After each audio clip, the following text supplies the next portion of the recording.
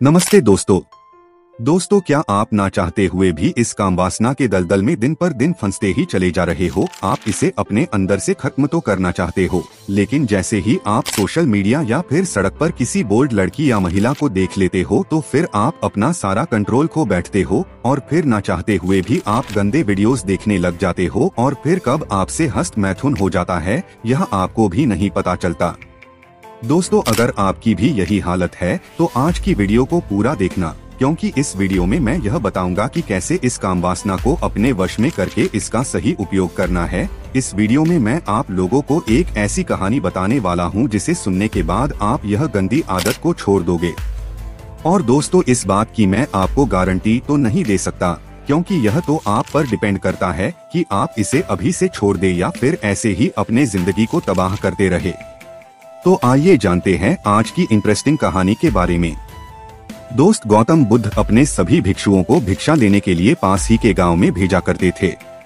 एक बार उन्होंने एक भिक्षु जिसका नाम चिंतामन था, उसको इंद्रायणी के घर भिक्षा लेने के लिए भेजा। चिंतामन, जो कि एक राजकुमार था जो कुछ निजी कारणों की वजह से बुद्ध के शरण में आकर भिक्षु बन गया था, वह इंद्रायणी के घर पहुंचा और दरवाजे के बाहर खड़े होकर भिक्षा मांगने लगा। इंद्राणी से भिक्षा लेते हुए चिंतामन मन ही मन यह सोच रहा था कि महल में मुझे कितने अच्छे अच्छे पकवान मिलते थे, वहाँ पर मुझे किसी भी चीज की कमी नहीं थी और यहाँ पर मुझे 2 वक्त की रोटी भी भिक्षा मांगकर खाना पड़ रहा है।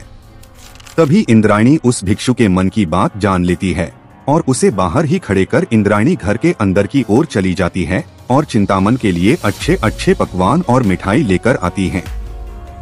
फिर चिंतामन वहीं पेट भर के भोजन कर लेता है और फिर चिंतामन मन ही मन में यह सोचने लगता है कि इतना स्वादिष्ट भोजन करने के बाद अगर यहीं थोड़ा आराम करने को मिल जाता तो कितना अच्छा रहता।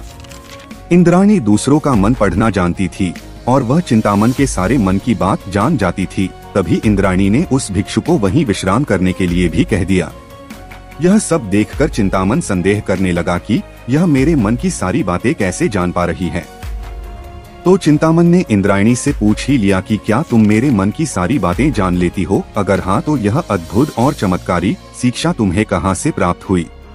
तब सामने से इंद्राणी ने कहा कि हाँ, मैंने बहुत ही कड़े साधना से यह शक्ति प्राप्त की है। मैं दूसरों के मन की बात बिना उनके कहे ही जान लेती हूँ।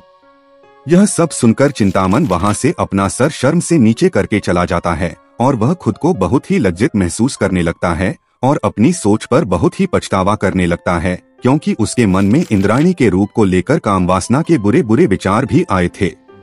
उसने तुरंत ही यह सारी बात गौतम बुद्ध को बताई और उनसे कहा कि गुरुजी, अब से मैं भिक्षा के लिए कभी कहीं नहीं जाऊंगा, क्योंकि मेरी सोच पवित्र है। मैं किसी भी महिला को बड़े ही गंदे नजरों से देखता हूँ, इसीलिए अब से मैं भिक्षा लेने कहीं नहीं जाऊंगा। गुरुजी, आप इसके बदले मुझसे कोई दूसरा काम करवा लीजिए। मेरे बदले आप किसी दूसरे भिक्षु को भिक्षा लेने भेज दिया करो। तभी गौतम बुद्ध ने चिंतामन से कहा कि तुम्हें कल फिर से उसके घर भिक्षा लेने के लिए जाना है और वहां जाकर तुम्हें सिर्फ अपने विचारों को ध्यान में रखना है। तुम्हें वहां सिर्फ अपने विचारों को देखना है और फिर शाम को आकर मुझे बताना कि तुमने क्या सीखा।